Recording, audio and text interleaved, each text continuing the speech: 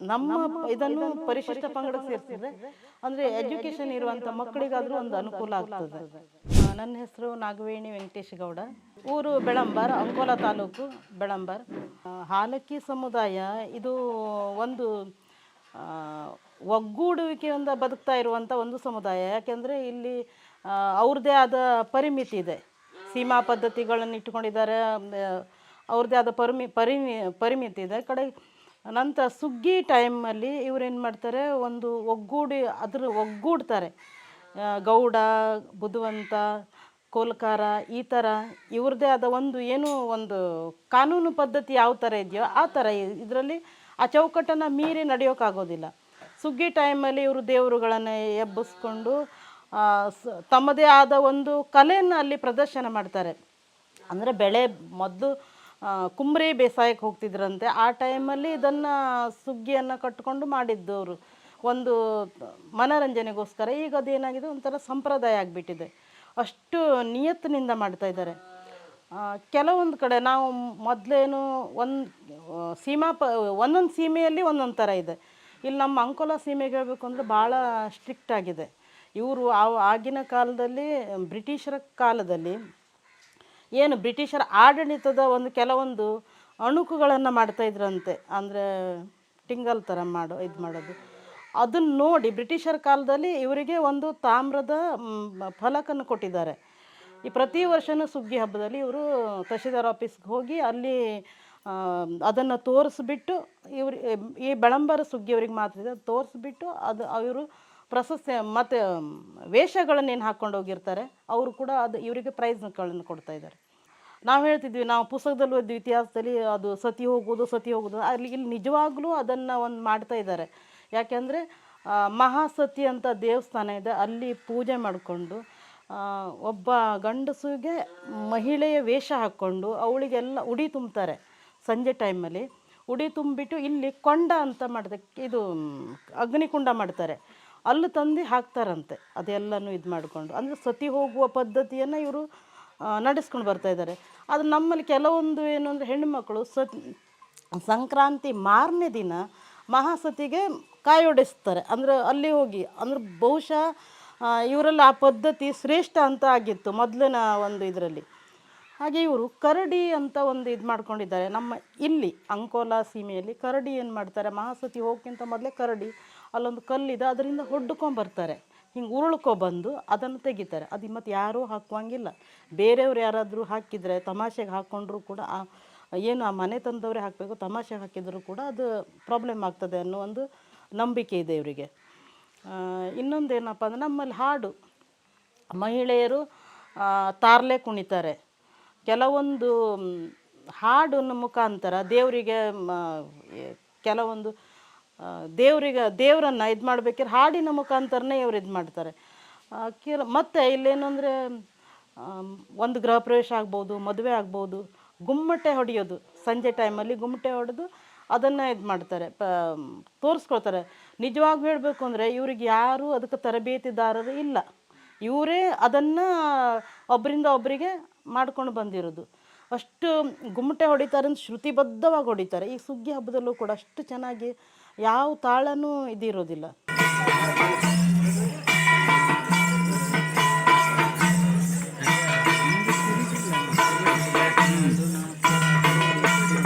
ಆದರೆ ಕೆಲವೊಂದು ಇದರಲ್ಲಿ ಇವ್ರದ್ದು ಒಂದು ರೀತಿ ಆದರೆ, ನಮ್ಮ ಹೊನ್ನಾವರ ತಾಲೂಕು ಅಂದರೆ ಚಂದಾವರ ಸೀಮೆಗೆ ಹೋದರೆ ಅಲ್ಲೊಂದು ರೀತಿ ಬೇರೆ ಬೇರೆ ಪದ್ಧತಿಗಳಿದ್ದಾವೆ. ಮೊದಲೇನಾಗಿತ್ತು ಅಂದರೆ ಆ ಕಡೆಯವರು ಈ ಕಡೆಯವ್ರಿಗೆ ಹೆಣ್ಣು ಗಂಡು ಆಗ್ತಾ ಇರಲಿಲ್ಲ ಅಂತ ನಮ್ಮ ತಂದೆಯವ್ರ ಕಾಲದಲ್ಲಿ ಹೇಳ್ತಾಯಿದ್ರು.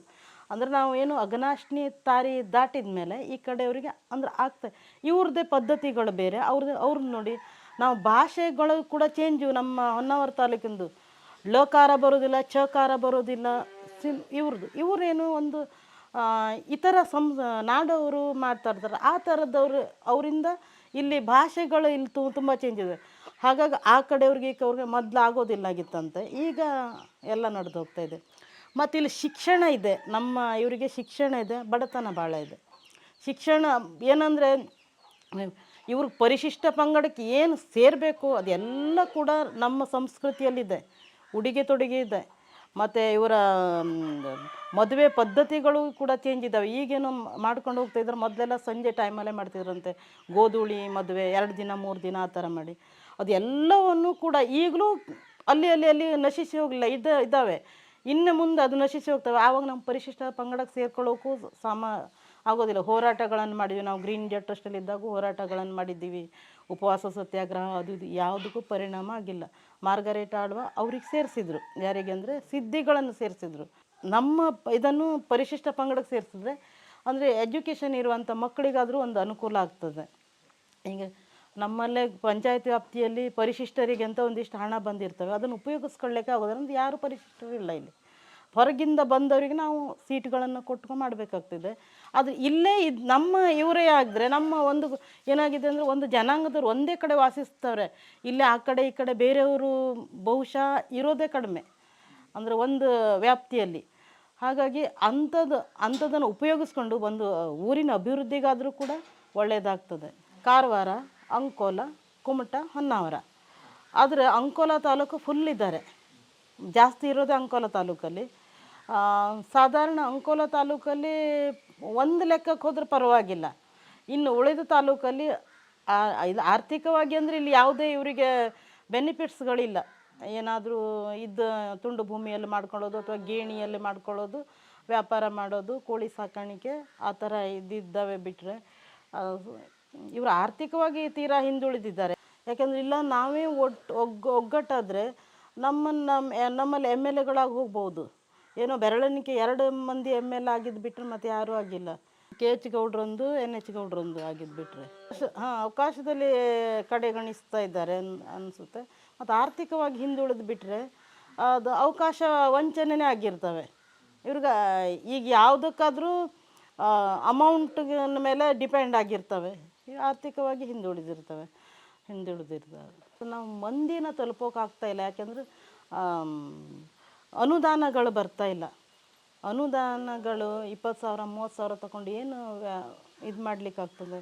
ಅದು ಅಲ್ಲಿ ಗೌರ್ಮೆಂಟ್ GST ಕಟ್ಟಾಗ್ತದೆ, ಅದು ಇದು ಅಂದ್ಕೊಂಡು ಏನು ಕೆಲಸ ಮಾಡಲಿಕ್ಕಾಗ್ತಾಯಿಲ್ಲ. ಅದೇನಾಗ್ತದೆ, ಜನ ನಾವು ಆರಿಸಿ ಕಳಿಸಿದ್ದೀವಿ, ನಮ್ಗೆ ಅದು ಮಾಡಿಕೊಡಿ ಇದು ಮಾಡಿಕೊಡಿ ಅಂತಾರೆ.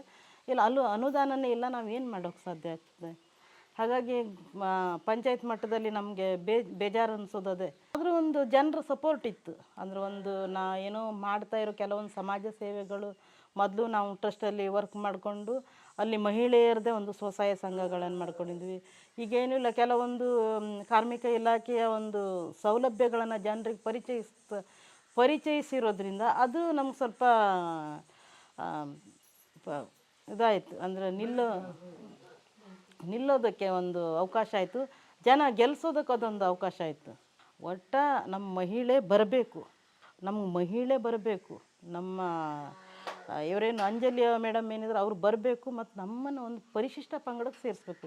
ಎಷ್ಟೋ ವರ್ಷದ ಹೋರಾಟ ಅದು. ಈಗ ನಮ್ಗೆ ಆ ಥರ ಬಂದರೆ ನಮ್ಮ ಕಲೆ ಸಂಸ್ಕೃತಿನ ಉಳಿಸ್ಕೊಂಡು ಹೋಗ್ಕೊಂಡು ಅವಕಾಶ ಇಲ್ಲ. ನಾವು ಏನು ಉಳಿಸೋದು ಹಂಗಾಗಿರ್ತವೆ. ಈಗ ಮಕ್ಕಳಲ್ಲೂ ಏನು ಅಥವಾ ಮಹಿಳೆಯರ ಅಥವಾ ಪುರುಷರಲ್ಲಿ ನಮ್ಮದೇನೂ ಇಲ್ಲ, ನಾವೆಲ್ಲರೂ ಹಂಗೆ ಇದ್ದೀವಲ್ಲ, ನಮ್ದು ಯಾಕೆ ಉಳಿಸ್ಕೊಂಡು ಹೋಗ್ಬೇಕು, ಆ ಥರ ಆಗಿಬಿಡ್ತವೆ. ಇದೊಂದು ಪರಿಶಿಷ್ಟ ಪಂಗಡ ಆದರೆ ಎಷ್ಟೋ ಅನುಕೂಲ ಇದೆ ನಮ್ಮ ಸಮಾಜಕ್ಕೆ. ಕಲೆ ಆಗ್ಬೋದು, ಸಂಸ್ಕೃತಿ ಆಗ್ಬೋದು, ಎಲ್ಲವನ್ನು ನಾವು ಹಿಡಿದಿಟ್ಕೊಳ್ಳುವಂಥ ಒಂದು ಅವಕಾಶ ಇರ್ತವೆ. ಈಗ ನೋಡಿ, ಸಿದ್ಧಿಗಳು ಪರಿಶಿಷ್ಟ ಪಂಗಡಕ್ಕೆ ಸೇರಿ ಮೊದಲು ಡಮಾಮಿ ಅಂದ್ರೆ ಆ ಥರ ಏನೂ ಅಷ್ಟೊಂದು ಇದಿರಲ್ಲ. ಈಗ ನೋಡಿ ಅವ್ರದ್ದೇ ಆದ ಒಂದು ಇದು ರೆಡಿ ಮಾಡ್ಕೊಂಡ್ರು ಅವರು. ನಮ್ಮ ಯಲ್ಲಾಪುರದಲ್ಲಿ ಇರಬೇಕಲ್ಲ, ಹಳಿಯಾಳದಲ್ಲಿ ಡಮಾಮಿ ಕುಣಿತ ರಾಜೇಶ್ವರಿ ಸಿದ್ಧಿ ಎಲ್ಲ ಒಳ್ಳೆ ಇದ್ದಿದ್ದಾರೆ ಅವರು. ನಾವು ಅಂದರೆ ಒಂದು ಸಂಜೀವಿನಿ ಒಕ್ಕೂಟದಲ್ಲಿ ಅವಳನ್ನು ನೋಡಿದ್ದೆ ನಾನು, ರಾಜೇಶ್ವರಿ ಸಿದ್ಧಿನ. ಒಳ್ಳೆ ಹಾಡ್ತಾರೆ, ಪರವಾಗಿಲ್ಲ. ಅದೆಲ್ಲ ಉಳಿಸ್ಕೊಂಡ್ರು. ನಾವು ಈಗ ನಮ್ಮ ತಾರ್ಲೆ ಕುಣಿತ ಹಾಡುಗಳು ಎಷ್ಟು ಚೆನ್ನಾಗಿ ಹಾಡ್ತಾರೆ ಅಂದರೆ ಅದು ಯಾವುದು ಉಳಿಸ್ಕೊಳ್ಳೋಕೆ ನಮಗೆ ಒಂದು ಅವಕಾಶನೇ ಇಲ್ಲಲ್ಲ. ಅದನ್ನು ನಾವು ತೋರ್ಪಡಿಸ್ಕೊಳ್ಬೇಕು ಅಂದರೆ ನಾವೇನು ಮನೇಲೊಂದೇ ಇದು ಮಾಡ್ತೀವಿ. ಕೆಲವೊಬ್ಬರು ಮಾಡ್ತಾರೆ, ಆದರೆ ಅವರೇನು ಹಣಕ್ಕೋಸ್ಕರ ಅದನ್ನು ಮಾಡಿಕೊಂಡು ಒಂದಿಷ್ಟು ಮಂದಿ ತಗೊಂಡು ಹೋಗ್ತಾರೆ. ಇದು ಹಿಂದೊಬ್ಬರು PhD ಮಾಡಿದರು ಇದೇ ವಿಷಯದಲ್ಲಿ, ಇದೆಲ್ಲ ಮಾಡಿಕೊಂಡು. ಆದರೆ ಅವ್ರು ಏನಂದರೆ ನಮ್ಮ ಮೈಸೂರು ಯೂನಿವರ್ಸಿಟಿಯಿಂದ ವಿಜಯಲಕ್ಷ್ಮಿ ಅಂತ ಇದು ಮತ್ತು ಮೀಡಿಯಮ್ ಯಾಕೆಂದರೆ ನಾನು ಎಷ್ಟು ಕಷ್ಟಪಟ್ಟು ರೆಡಿ ಮಾಡಿದ್ದೀನಿ ಅಂದರೆ, ಸ್ಕ್ರಿಪ್ಟ್ ರೆಡಿ ಮಾಡಿದ್ವಿ, ಅವಳು ತಗೊಂಡೋದ್ಮೇಲೆ ವಾಪಸ್ಸೇ ಕೊಟ್ಟಿಲ್ಲ. ಎಷ್ಟು ಬೇಜಾರಾಯಿತು ನಾವು ಅಂದರೆ ನಮ್ಮಲ್ಲಿ ಹುಟ್ಟಿದಾಗಿಂದ ಸಾಯೋವರೆಗೂ ಸತ್ತ ನಂತರ ಕೂಡ ನಮ್ಮಲ್ಲಿ ಪದ್ಧತಿಗಳಿದ್ದಾವೆ. ದೆವ್ವ ಕಟ್ಟೋದು ಅದು ಇದು ಅಂತ ಅದೆಲ್ಲವನ್ನು ನಾವು ಇದು ಮಾಡಿದ್ವಿ. ಮತ್ತು ಎಲ್ಲೂ ಈ ಥರ ಇಲ್ಲ. ಬಿಡಿಸ್ಕೊಂಬರೋದು, ಅವ್ರು ಕಾರ್ಯ ಮಾಡೋದು, ಮತ್ತು ಕಟ್ಟೋದು ಈ ಥರಗಳನ್ನ ಅಷ್ಟನ್ನು ಅವರು ಇದು ಮಾಡ್ಕೊಂಡೋದ್ರು. ಅಂದ್ರೆ ಫ್ರೀಯಾಗಿ ಬಂದು ನಮ್ಮ ಜೊತೆನೇ ಇದ್ಲವಳು. ನಮ್ಮ PhDಗೆ ಬಂದಾಗ ಹೊನ್ನಾವರಕ್ಕೆ ಹೋಗಿದ್ಲು, ಇಲ್ಲಿ ಬೆಳಂಬರಕ್ಕೆ ಫ್ರೀಯಾಗಿ ಬಂದಳು. ಫ್ರೀಯಾಗೇ ಎಲ್ಲನೂ ನಾವು ಊಟ ಕೊಟ್ವಿ, ಎಲ್ಲ ಇದು ಮಾಡಿಕೊಟ್ವಿ. ಲಾಸ್ಟೆಲ್ಲ ಫ್ರೀಯಾಗೇ ತೊಗೊಂಡು ಹೋಗ್ಬಿಟ್ರು. ನಾವು ಕೊಡಿ ಅಂದ್ರೂ ಯಾರೋ ಸರ್ ತೊಗೊಂಡಿದ್ದಾರೆ ಅಂತ. ನಾವು ಅಂದ್ರೆ PhD ಇದೇ ಹಾಲಕ್ಕಿಯವ್ರ ಬಗ್ಗೆ PhD ಮಾಡೋಕೆ ಬಂದವರು ತಗೊಂಡು ನಾವು ಬರ್ದವರೆಲ್ಲ ಫುಲ್ ನಾವು ಮಾಡಿದ್ವಿ, ರೆಡಿ ಮಾಡಿದ್ವಿ. ಅದು ಮತ್ತೆ ಬೇಕು ಅಂದ್ರೆ ನಮ್ಗೆ ಸಿಗ್ತಾಯಿಲ್ಲ. ಅಷ್ಟು ನಾವೇ ಒಂದು ಏನೊಂದು ಗ್ರೀನ್ ಡೇ ಟ್ರಸ್ಟಲ್ಲಿದ್ದಾಗ ಮಹಿಳೆಯರು ಒಂದು 5-6 ಮಂದಿ ಕೆಲಸ ಮಾಡಿ ಅವ್ರು ಏನು ಹೇಳಿದ್ದು ನಾವೇನು ಹೇಳಿದ್ದು ಎಲ್ಲ ರೆಡಿ ಮಾಡಿಟ್ಕೊಂಡು ಆ ಥರ ತೊಗೊಂಡು ಹೋಗ್ಬಿಟ್ರು. ಒಂಥರ ಹಿಂಸೆ ಅನಿಸ್ತದೆ. ಯಾಕೆಂದರೆ ನಮ್ಮ ಜೊತೆನೇ ಎಲ್ಲ ಮಾಡಿಕೊಂಡು ಇವರಿಗೆ PhDನೂ ಆಯಿತು, ಫ್ರೀನೂ ಕೆಲಸ ಆಯಿತು. ಬೇರೆ ಕಡೆ ಫ್ರೀ ಮಾಡಿಕೊಡ್ತಾರೆ. ನಮ್ಮ ಹಾಲಕ್ಕಿಗಳಾದರೂ ಫ್ರೀ ಇದು ಮಾಡಿದ್ರು. ಊಟ ತಿಂಡಿ ಉಳಿಯೋದಕ್ಕೆ ಎಲ್ಲ ವ್ಯವಸ್ಥೆಗಳನ್ನು ಮಾಡಿದ್ವಿ. ಸುಮಾರು ವರ್ಷದ ಹಿಂದೆ 2007 ಇರಬೇಕು ಹೆಚ್ಚಾಗಿ. ಮಹೇಂದ್ರ ಕುಮಾರ್ ಅವರು ಕಳಿಸಿದಾಗಿತ್ತು. ಈಗ ಹಿಂದೆ ಇಲ್ಲಿ ಅನಂತಕುಮಾರ್ ಹೆಗಡೆ MP ಆಗಿದ್ದರು, ಇವಾಗ ಕಾಗೇರಿ ಇದ್ದಾರೆ. ಕಳೆದ 30 ವರ್ಷದಲ್ಲಿ ಏನು ಅಭಿವೃದ್ಧಿ ಮಾಡಿದ್ದಾರೆ? ಅಭಿವೃದ್ಧಿ ಮಾಡಿದ್ದು ಗೊತ್ತಿಲ್ಲ. ಮತ್ತು ಅವರು ನಮ್ಗೆ ನಿಜವಾಗೂ MP ಆಗಿದ್ದಾರೆ ಅನ್ನೋದೇ ಗೊತ್ತಾಗೋದಿಲ್ಲ. ಯಾಕೆಂದರೆ ಇಲೆಕ್ಷನ್ ಟೈಮಲ್ಲೇ ಗೊತ್ತಾಗಿರೋದು. ಅವರು ಅದು ಇದು ಹೇಳಿಕೆ ಕೊಡ್ತಾರಲ್ಲ, ಆ ಹೇಳಿಕೆಗಳನ್ನು ನೋಡುವಂಗೆ ಇಲ್ಲ. ಆವಾಗೇ ಗೊತ್ತಾಗಿದ್ದು ನಮಗೆ. ಅದನ್ನು ಹೇಳಿದ ಮಾರ್ಗರೇಟ್ ಆಳ್ವ ಇದ್ದಾಗ ನಮಗೆ ಗೊತ್ತಾಯಿತು. ಯಾಕೆಂದರೆ ಅವರು ಒಂದು ಒಳ್ಳೆ ಕೆಲಸ ಮಾಡಿದ್ರಲ್ಲ. ನಂತರದವ್ರು ಯಾರು ಏನು ಕೆಲಸ ಮಾಡಿದ್ದಾರೆ ಅನ್ನೋದೇ ಗೊತ್ತಾಗಿಲ್ಲ. ಅವ್ರು ಇದ್ದದ್ದೇನೆ ಗೊತ್ತಾಗಿಲ್ಲ. ಈಗ ಕಾಗೇರಿ ಅಂಕೋಲದಲ್ಲಿ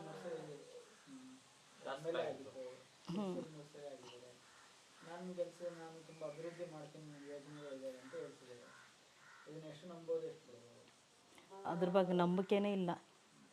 ಯಾಕೆಂದರೆ ಈ ಹಿಂದೆ ಬಂದವರು ಏನು ಮಾಡಲಿಲ್ಲ, ಇನ್ನು ಮುಂದೆ ಬಂದ್ಕೊಂಡು ಏನು ಮಾಡ್ತಾರೆ ಅನ್ನೋದೊಂದಿದು. ಒಟ್ಟಿನಲ್ಲಿ ನಮಗೆ ಈಗ ಏನು ನಮ್ಮ ಇಲ್ಲಿ ಅಂಕೋಲ ತಾಲೂಕಿನಲ್ಲಿ ನಮ್ಮ ಅಂಕೋಲ ಕಾರವಾರ ಇದರಲ್ಲಿ ಕಾಂಗ್ರೆಸ್ ಇದೆಯೋ ಮತ್ತು ಅದೇ ಬಂದರೆ ಮಾತ್ರ ಇಲ್ಲಿ ಕೆಲಸ ಆಗ್ಬೋದು. ಯಾಕೆಂದ್ರೆ ನಮಗೊಂದು ನಾವು ಕೂಡ ಅದೇ ಇದರಲ್ಲಿ ಇರೋದ್ರಿಂದ ಸ್ವಲ್ಪ ಮಾಡಿಕೊಡಿ, ಯಾವ್ದಾರು ಒಂದು ಕೆಲಸ ಮಾಡಿ ಆ ಥರ ಒಂದು ಹೇಳ್ಕೊಳ್ಬೋದು. ಇವ್ರು ಯಾರೋ ಆಗಿರ್ತಾರೆ, ನಮ್ಗೆ ಅದು ಹೇಳಲಿಕ್ಕೂ ಗೊತ್ತಾಗ್ತಾಯಿಲ್ಲ. ಮತ್ತು ಅವರಿಗೆ ಇಲ್ಲಿ ಬಹುಶಃ ಅವರು ಇಲ್ಲಿ ಬರೋದು ಇಲೆಕ್ಷನ್ ಟೈಮಲ್ಲಿ ಒಂದೇ ಇರಬೇಕು, ನಂತರ ಅವ್ರ ಮುಖ ಕಾಣೋಕ್ಕೆ ಸಾಧ್ಯ ಇಲ್ಲ. BJP ಅವರು ಈಗ ಮೋದಿ ಹೆಸರಲ್ಲಿ ಓಟ್ ಕೇಳ್ತಾ ಇದ್ದಾರೆ ಎಲ್ಲ ಕಡೆ. ಈ ಕಳೆದ 10 ವರ್ಷದ ಮೋದಿ ಸರ್ಕಾರದಲ್ಲಿ ದೇಶದಲ್ಲಿ ಎಷ್ಟು ಮಟ್ಟಿಗೆ ಅಭಿವೃದ್ಧಿ ಆಗಿದೆ? ಎಷ್ಟರ ಮಟ್ಟಿಗೆ ಅಂತ ಹೇಳೋಕ್ಕಾಗೋದಿಲ್ಲ. ಯಾಕೆಂದರೆ ಸಿಲಿಂಡರ್ ಕೊಟ್ಟರು, ಗ್ಯಾಸ್ ಫ್ರೀ ಕೊಟ್ಟರು, ಸಿಲಿಂಡರ್ ಬೆಲೆ ಹೆಚ್ಚು ಮಾಡಿದ್ರು. ಅದನ್ನು ಅಭಿವೃದ್ಧಿ ಅಂತ ಹೆಂಗೆ ಹೇಳೋಕ್ಕೆ ಸಾಧ್ಯ? ನಮಗೆ ಫ್ರೀ ಕೊಟ್ಟಂಗೆ ಮಾಡಿ ನಮ್ಮಿಂದನೇ ತಗೊಂಡ್ರು ಜಾಸ್ತಿ ಹಣ. ಅದು ಅಭಿವೃದ್ಧಿ ಅನ್ನೋಕೆ ಏನು ಸಾಧ್ಯ? ಇವತ್ತು ನಮ್ಮ ಕಾಂಗ್ರೆಸ್ ಪಕ್ಷ ಏನು ಕೊಡ್ತಾಯಿದೆ, 2,000 ರೂಪಾಯಿ. ನನಗೂ ಕೂಡ ಎಷ್ಟು ಅನುಕೂಲ, ಖುಷಿ ಅನ್ನಿಸ್ತಾ ಇದೆ. ಅಯ್ಯೋ 2,000 ರೂಪಾಯಿ ತಿಂಗಳ ಬಂದರೆ ಏನಕ್ಕೋ ಖರ್ಚಿಗೆ ಆಗ್ತಿತ್ತು, ಆ ಥರ ಒಂದು ಇದೇನಿಸ್ತು. ಮತ್ತು ಮಹಿಳೆಯರಿಗೇನು ಯಾವುದಾದ್ರೂ ಒಂದು ರೂಪದಲ್ಲಿ ಒಂದು ಚೂರು ಸಹಾಯ ಮಾಡಿದ್ರೆ ಅದೊಂಥರ ಹೆಮ್ಮೆ ಅನ್ನಿಸ್ತಾ ಇದೆ. ಈಗ ಸಿಲಿಂಡರ್ 2 ತಿಂಗಳಕ್ಕೆ ಒಂದು ಸರಿ ತುಂಬಬೇಕಿದ್ರೆ ನಮಗೆ ಸಮಸ್ಯೆ ಆಗ್ತಾಯಿದೆ. ಅಯ್ಯಪ್ಪ ಎಷ್ಟೆಲ್ಲ ರೇಟ್ ಹೆಚ್ಚು ಮಾಡಿದ್ದಾರೆ, 10 ರೂಪಾಯಿ ಹೆಚ್ಚು ಮಾಡಿದ್ರು ನಮಗೆ ಹೆಚ್ಚು ಅನ್ನಿಸ್ತಾ ಇದೆ. ಆದರೆ ಈಗ ನಮಗೆ ಕಾಂಗ್ರೆಸ್ ಸರ್ಕಾರದಿಂದ ಅದು ಒಂದು 2,000 ಬಿಟ್ಟಿರೋದ್ರಿಂದ ಏನೂ ಅನ್ನಿಸ್ತಾ ಇಲ್ಲ. ಅಂದರೆ ಈಗ ಅಭಿವೃದ್ಧಿ ಹೆಸರು ಇಟ್ಕೊಂಡು ಚುನಾವಣೆ ನಡೆಸೋಕ್ಕಾಗಲ್ಲ. ಅಭಿವೃದ್ಧಿ ಹೆಸರು ಇಟ್ಕೊಂಡು ಚುನಾವಣೆ ನಡೆಸೋಕ್ಕಾಗಲ್ಲ. ಯಾಕೆಂದರೆ ಅಭಿವೃದ್ಧಿ ಯಾರಿಗಾಗಿದೆ ಅದು ನಮಗೆ ಗೊತ್ತಾಗಬೇಕಲ್ಲ. ಈಗ ನಮಗೆ ಆಗಿದೆ ಅಂತ ನಾವು ಹೆಮ್ಮೆ ಪಡ್ತೀವಿ. 2,000 ರೂಪಾಯಿ ಅಂದ್ರೆ ನಮ್ಗೆ ಖುಷಿ ಆಗ್ತಾಯಿದೆ, ನಮ್ಗೆ ಆಗಿದೆ. ಅದು ಯಾರಿಗೂ ಅಭಿವೃದ್ಧಿ ಮಾಡ್ತೀವಿ, ದೊಡ್ಡವರಿಗೆ ಅಭಿವೃದ್ಧಿ ಮಾಡಿ ನಮ್ಗೆ ಪ್ರಯೋಜನ ಇದೆ ಇಲ್ಲ. ಸಾಮಾನು ರೇಟುಗಳು ಏರಿಸಿದ್ರು, ಗ್ಯಾಸ್ ರೇಟ್ ಏರಿಸಿದ್ರು, ಯಾರಿಗೆ ಅಭಿವೃದ್ಧಿ ಅಂತಲೇ ಗೊತ್ತಾಗ್ತಿಲ್ಲ. ನಾವು ತೀರಾ ಕೆಳಮಟ್ಟಕ್ಕೆ ಬಂದು ಅಭಿವೃದ್ಧಿ ಮಾಡಬೇಕು, ಆವಾಗ ನಮ್ಗೆ ಅಭಿವೃದ್ಧಿ ಗೊತ್ತಾಗೋದು. ಈಗ ಮೇಲ್ಮಟ್ಟದ ಅಭಿವೃದ್ಧಿ ಮಾಡಿದ್ರೆ ಅದು ನಮ್ಗೆ ಗೊತ್ತಾಗ್ತಾ ಇಲ್ಲ. ಕೆಳಮಟ್ಟದವ್ರಿಗೆ ಅಭಿವೃದ್ಧಿ ನೋಡಿ, 2,000 ರೂಪಾಯಿ ಕೊಟ್ಟರು ಅಭಿವೃದ್ಧಿ, ಒಂದು 5 kg ಅಕ್ಕಿ ಮತ್ತೊಂದು ಸ್ವಲ್ಪ ಅಭಿವೃದ್ಧಿ ಅನ್ನಿಸ್ತಾ ಇದೆ ನಮಗೆ, ನಮ್ಮ ಪ್ರಕಾರ. ಈಗ ಅಂಜಲಿ ನಿಂಬಾಳ್ಕರ್ ಅವರು ಖಾನಾಪುರ ಕ್ಷೇತ್ರದವರು, ವಿಧಾನಸಭಾ ಕ್ಷೇತ್ರದವರು. ಈ ಭಾಗದಲ್ಲಿ ಈಗ ನಮ್ಮ ಇಲ್ಲಿ ಅಂಕೋಲ ಇರ್ಬೋದು ಅಥವಾ ಈ ಕಡೆ ಕುಮಟಾ ಇರ್ಬೋದು, ಶಿರ್ಸಿ ಇರ್ಬೋದು, ಇವರು ಹೊರಗಡೆಯವರು ಅಂತ ಅನಿಸುತ್ತಾ, ಅಥವಾ ಜನ ಈ ಒಟ್ಟ ಇಡೀ ಕ್ಷೇತ್ರದ ಜನ ಅವ್ರನ್ನ ಸ್ವೀಕರಿಸ್ತಾರೆ? ಇಡೀ ಕ್ಷೇತ್ರದ ಜನ ಸ್ವೀಕರಿಸ್ತಾರೆ ಅನಿಸುತ್ತೆ. ಯಾಕೆಂದರೆ ಹಿಂದೆ ಮೊನ್ನೆ ಒಂದು ಮೀಟಿಂಗ್ ಆದಾಗ ಕೆಲವ್ರು ಹೇಳ್ತಾಯಿದ್ರು ಒಳ್ಳೆ ಮಾತಾಡ್ತಾರೆ, ಮಹಿಳೆಯರನ್ನು ಒಳ್ಳೆ ಮಾತಾಡ್ತಾರೆ, ಆ ಥರ ನೋಡ್ತಾರೆ. ಏನೋ ಒಂಥರ ಈಗ ಕೆಲವೊಬ್ಬರು ಮಾತಾಡೋದನ್ನೇ ಇದು ಮಾಡಿಬಿಡ್ತಾರೆ. ನಮಗೇನಿಸ್ತದೆ, ಮಹಿಳೆ ಮಾತಾಡಿಸ್ಬೋದು, ನಾವು ಮಹಿಳೆ ಅಲ್ಲ ಅವರು, ಮಹಿಳೆಯರನ್ನ ನಾವು ಮಾತಾಡಿಸ್ಬೋದು ಅನ್ನೋ ಒಂದು ಮನೋಭಾವ ಇರೋದ್ರಿಂದ ನಮಗೆ ಗೆಲ್ಲಬಹುದು ಅನ್ನೋ ಒಂದು ಇದು ಇದೆ, ನಂಬಿಕೆ ಇದೆ. ಗೆಲ್ಲಬಹುದು ಅಲ್ಲ, ನಾವು ಗೆಲ್ಲಿಸ್ಬೇಕು ಅನ್ನುವಂಥ ಒಂದು ಇದಿದೆ. ಯಾಕೆಂದರೆ ನಾವು ಒಬ್ಬ ಮೆಂಬರ್ ಆಗಿರೋದ್ರಿಂದ ಅವ್ರನ್ನ ಗೆಲ್ಲಿಸ್ಬೇಕು ಅನ್ನೋ ಒಂದು ಛಲ ಇದೆ. ನಾವು ಈಗ ಸತೀಶ್ ಶೈಲ ಅವರಿಗೂ ಭಾಳ ಕಷ್ಟಪಟ್ಟು ಗೆಲ್ಲಿಸ್ಬೇಕು ಅನ್ನೋ ಛಲದಿಂದ ಇದು ಮಾಡಿದ್ವಲ್ಲ. ಜನಾಭಿಪ್ರಾಯ ಹೇಗಿದೆ ಅನ್ಸುತ್ತೆ ನೀವು ಜನರ ಮಧ್ಯೆ ಇರೋದ್ರಿಂದ? ಜನಾಭಿಪ್ರಾಯ ನಮಗೆ ಪಕ್ಷದ ಬಗ್ಗೆ ಇದೆ, ಹೆಮ್ಮೆ ಇದೆ. ಯಾಕೆಂದರೆ ಈ ಸಲ ಕಾಂಗ್ರೆಸ್ ಪಕ್ಷಕ್ಕೆ ಹೆಚ್ಚು ಒಲವು ಇದೆ ಜನರಲ್ಲೂ ಕೂಡ. ಬದಲಾವಣೆಯನ್ನು ನೋಡ್ತಾ ಇದ್ದಾರಲ್ಲ.